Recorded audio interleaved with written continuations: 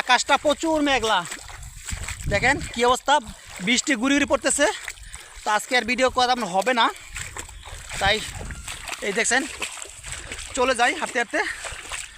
কী করার, চেষ্টা করেছিলাম যে কিছু ভিডিও বানাবো, বৃষ্টির জন্য পারছি না, কারণ এমনি প্রচুর পানি জমে গেছে। আর এই যে এই বাগানটা যে আসছিলাম আম খাইতে, তো আম খাইয়ে গেছি দেখছেন, আমি দেখাতে পারি না। ও বাবা, সেই বৃষ্টি আছে, যাই যাই যাই, প্রচুর বৃষ্টি আছে ভাই। কারণ বৃষ্টিতে মোবাইলটা ভিজে গেলে সব শেষ, আমার ভিডিও করা শেষ, মোবাইলও শেষ। আগেই যাই, দেখেন যদি একটা ক্যামেরাম্যান থাকতো ভাই, ভিডিওগুলো তো হইতো। দেখেন চতুর্দিকে পানি, আকাশ দেখছেন, আকাশ কি মেঘলা, আকাশ প্রচুর মেঘলা। গ্রামে আসলে টপিক নিয়ে কাজ করা যায় না, গ্রামের সুন্দর জিনিস তুলে ধরতে হয়, এটাই অবস্থা। গ্রামের টপিক হচ্ছে সৌন্দর্য, এই যে এরকম ভিউ এবং মেঘলা আকাশ। এই দেখেন, ওরে ভাই রে ভাই, এখানে সেই পানি, এখানে পানি, এই যে এখানে ও আল্লাহ, দেখেন ওরে ভাই, মনে যেমন পানি তেমন আমি গেড়ে যাচ্ছি, মানে প্রচুর কাদা। এই যে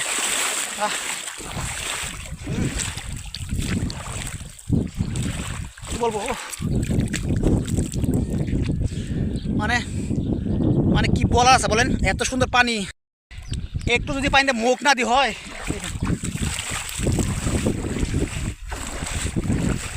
হ্যাঁ বাড়িতে আসবেন, এই স্মৃতিগুলো ধরে রাখবেন না, হয় না। যেহেতু ঢাকায় থাকি, সব সময় এই বৃষ্টিও পাই না, বা এরকম পানির ভিউ পাই না, তাই যখনই আসি চেষ্টা করি এগুলো রেখে দেওয়ার জন্য।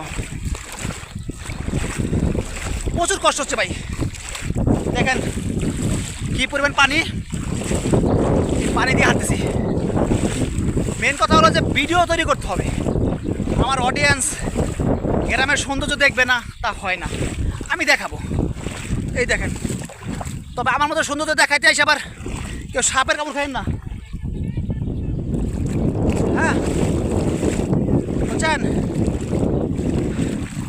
এই অবস্থা। ওই যে নানি ডাকতেছে, আম খাইয়ে যা, যাই, দাঁড়া দাঁড়া দাঁড়া, আইতেছি দাঁড়া। নানি তো অনেকদিন দেখা হয় না, তো ডাকতেছে, যাই দেখা করে আসি, আর এরকম পানির উপভোগ করি। পানি পুরে আল্লাহ, মানে ভিডিও তৈরি